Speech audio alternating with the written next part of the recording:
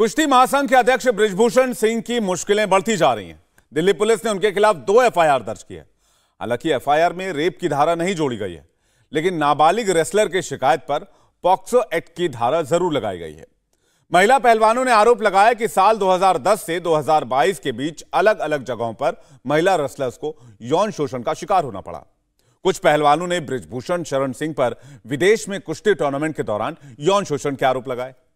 उनके खिलाफ एक्शन लेने की मांग को लेकर 7 दिन से देश के नामी पहलवान जंतर मंतर पर धरना प्रदर्शन कर रहे हैं।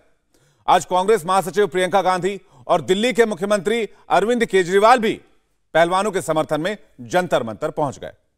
उधर बृजभूषण सिंह ने तमाम आरोपों को खारिज करते हुए कहा कि उन्हें राजनीति के अखाड़े में चित्त करने की कोशिश की जा रही है। वैसे भी बृजभूषण सिंह का विवादों से पुराना नाता है। उनकी लाइफस्टाइल हमेशा चर्चा में रहती है। बृजभूषण की तमाम अनसुनी कहानियां इस रिपोर्ट में मौजूद हैं, देखिए।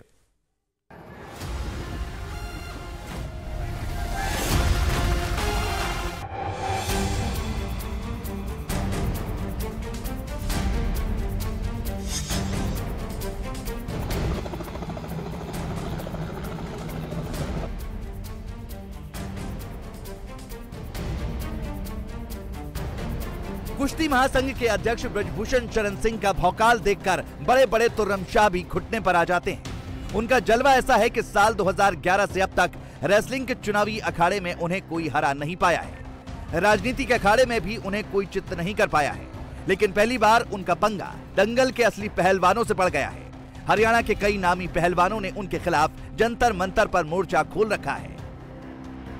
बृजभूषण शरण सिंह पर महिला पहलवानों ने यौन उत्पीड़न के आरोप लगाए हैं। एक नाबालिग पहलवान समेत कुल 7 महिला पहलवानों ने दिल्ली पुलिस में शिकायत दी है, जिसमें आरोप लगाया गया है कि साल 2012 से 2022 के बीच अलग अलग जगहों पर रेसलर्स का यौन उत्पीड़न हुआ है। रेसलर्स की शिकायत पर दिल्ली पुलिस ने बृजभूषण शरण सिंह के खिलाफ 2 एफआईआर दर्ज की है, लेकिन दोनों में रेप की धाराओं को नहीं जोड़ा गया है। शिकायत करने वाली सभी पहलवान हरियाणा की हैं। बृजभूषण शरण सिंह ने खुद को निर्दोष बताते हुए इसे अपने खिलाफ साजिश बताया है। एक ही परिवार और एक ही अखाड़ा क्यों? हरियाणा के अन्य खिलाड़ी क्यों नहीं? हिमाचल के, महाराष्ट्र के, मध्य प्रदेश के, केरला के, कर्नाटका के, तमिलनाडु के, बंगाल के, आसाम के, देश के अन्य प्रांतों के खिलाड़ी क्यों नहीं? 12 साल से लगातार इनके साथ यौन उत्पीड़न होता है, केवल इनके साथ। वो यौन उत्पीड़न देश के अन्य खिलाड़ियों के साथ क्यों नहीं होता है? केवल एक ही अखाड़ा और एक ही फैमिली, एक अखाड़ा एक फैमिली। बाकी हरियाणा का 90% खिलाड़ी और 90% गार्जियन बृजभूषण सिंह के साथ है। क्योंकि मैंने काम किया है, मैंने खेल को जहां तक सेवा दे सकता है ईमानदारी से सेवा दिया है। इस्तीफा कोई इतनी बड़ी चीज नहीं है, लेकिन अपराधी बनकर नहीं, अपराधी बनकर के नहीं। मैं अपराधी नहीं हूं। और इनकी डिमांड लगातार बदल रही है। अगर इनके बयान को आप सुनेंगे तो लगातार ये देखेंगे कि ये हर रोज एक नया मुद्दा लेकर के आ जाते हैं। इन्हीं के कहने पर जांच कमेटी बनी। इन्हीं के कहने पर एक व्यक्ति ऐसा है जिसको जांच कमेटी में शामिल नहीं होना चाहिए था, उसको भी सरकार ने शामिल किया। मुझे आपत्ति करनी चाहिए थी, मैंने कोई आपत्ति नहीं की। जांच कमेटी की रिपोर्ट लगातार इनके पास पहुंच रही थी। कौन कौन खिलाड़ी क्या क्या बोला, लगातार डे बाय डे इनके पास पहुंच रही थी। इनको जब आभास हो गया कि जांच कमेटी में कोई आरोप सिद्ध नहीं हो रहे हैं, तो इन्होंने कमेटी के सार्वजनिक होने का इंतजार भी नहीं किया और ये सुप्रीम कोर्ट चले गई। बृजभूषण शरण सिंह का विवादों से पाला कोई पहली बार नहीं पड़ा है। छात्र राजनीति से ही उनका विवादों से नाता रहा है। ये तस्वीर 70 के दशक की है, जब बृजभूषण शरण सिंह ने छात्र राजनीति में कदम रखे थे। आरोप है कि अवध के साकेत महाविद्यालय में विरोधियों को डराने के लिए उन्होंने हैंड ग्रेनेड फोड़ दिया था। खौफ के दम पर उन्होंने अपना पहला ही चुनाव जीत लिया था और साकेत महाविद्यालय में महामंत्री बन गए थे। बृजभूषण के बारे में एक और किस्सा मशहूर है कि 1987 में वो गोंडा में गन्ना समिति का चुनाव लड़ने पहुंच गए। पर्चा भरने के बाद किसी बात पर एसपी से उनकी भिड़ंत हो गई, तो पुलिस दफ्तर में ही उन्होंने एसपी पर पिस्टल तान दी और गालियां देते हुए बाइक से निकल गए। अयोध्या में राम मंदिर आंदोलन तेज होने के साथ ही ब्रजभूषण शरण सिंह का बीजेपी और संघ के कद्दावर नेताओं से मेलजोल बढ़ता चला गया। वो आडवाणी, कल्याण सिंह और मुरली मनोहर जोशी के संपर्क में आ गए। उन्होंने बाबरी मस्जिद गिराने का क्रेडिट भी लेना शुरू कर दिया और इलाके की राजनीति में उनकी पकड़ मजबूत होती गई। ब्रजभूषण शरण सिंह ने एक बार खुद कबूला था कि उन्होंने कार सेवकों को विवादित ढांचा गिराने के लिए बेलचा, गैंती और फरुआ का इंतजाम किया था। 90 का दशक आते आते गोंडा में उनकी छवि किसी रॉबिन हुड जैसी बन गई। मुकदमों की लिस्ट 34 तक पहुंच गई। 1991 में बीजेपी ने उन्हें लोकसभा का टिकट दे दिया। तब से ब्रजभूषण शरण सिंह ने अब तक पीछे मुड़कर नहीं देखा। वो लगातार 6 बार से लोकसभा के सांसद हैं। सांसद के साथ साथ वो रेसलिंग फेडरेशन पर भी काबिज है। यौन शोषण के आरोपों के बाद उनके इस्तीफे की मांग तेज हो गई।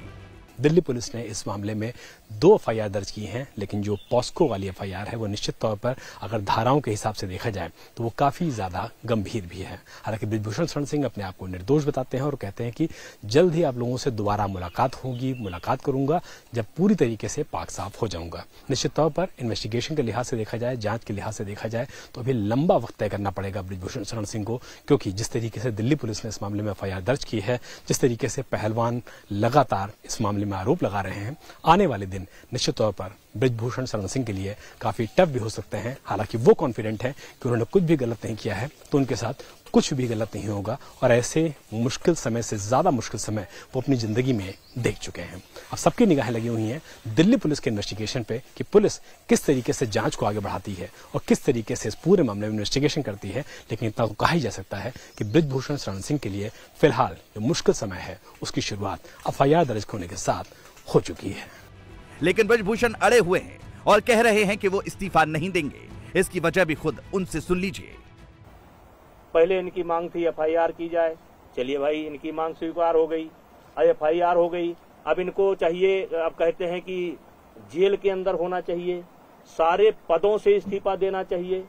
तो ये जो मेरे पद, मैं लोकसभा का सदस्य हूं, ये पद मुझे विनेश फोगाट की कृपा से नहीं मिला है, हमारे क्षेत्र की जनता ने मुझे दे रखा है। और एक बार नहीं 6 बार दे रखा है। 6 बार मुझको दिया, मेरी पत्नी को दिया, और उनको उनकी कृपा पर नहीं है। और कुश्ती संघ का अध्यक्ष पद भी उनकी कृपा पर नहीं है। मैं चुनाव लड़कर के जीता हूं। ब्रजभूषण शरण सिंह जब जमीन पर नहीं होते तो हवा में उड़ते हैं। अपने इस शौक के लिए उन्होंने निजी हेलीकॉप्टर भी खरीदा है।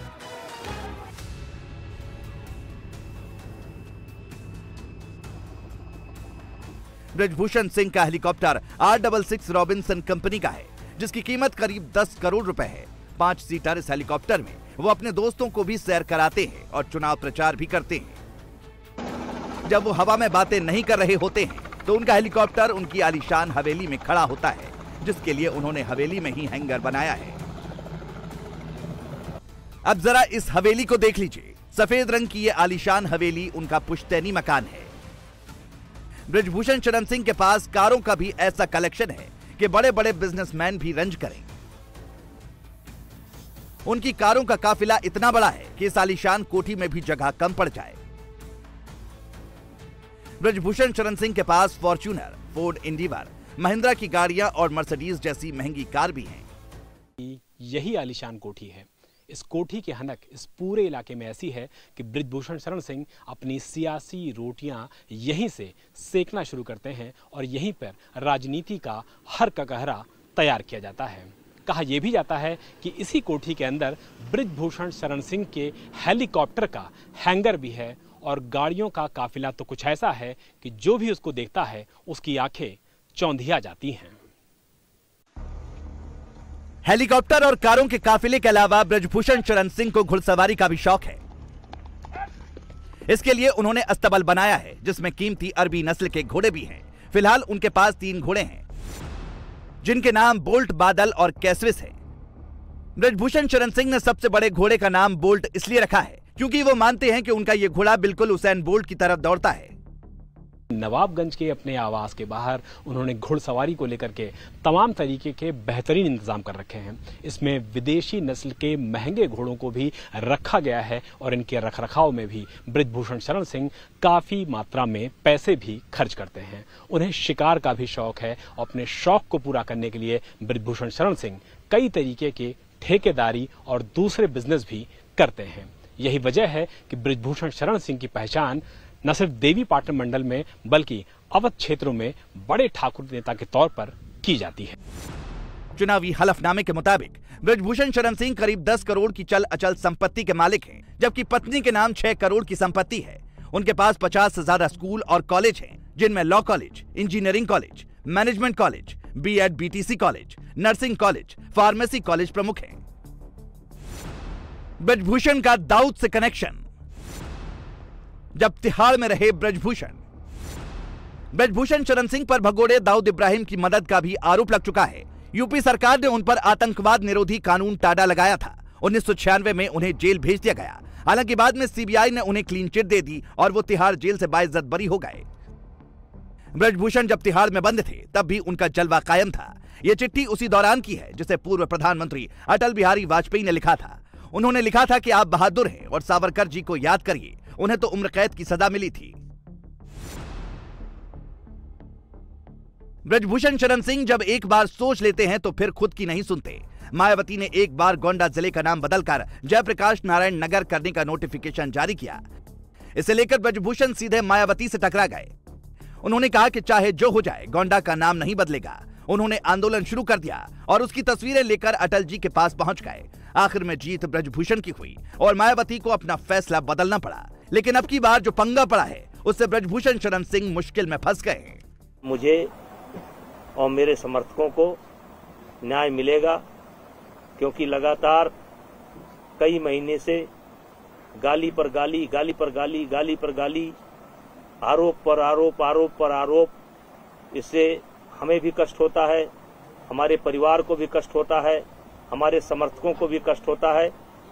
लेकिन हम चाहेंगे कि निष्पक्ष जांच जो सुप्रीम कोर्ट के आदेशानुसार दिल्ली पुलिस कर रही है वो करे, और शीघ्र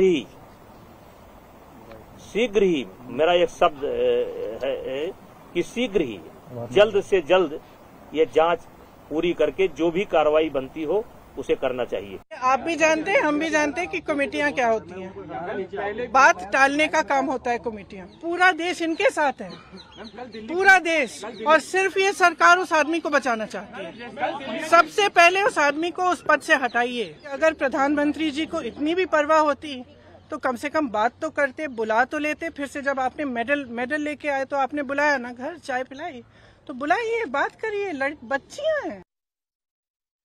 इंडिया टीवी हर वक्त हर जगह डाउनलोड करने के लिए सर्च करें India TV news Google play store या ऐप स्टोर पर।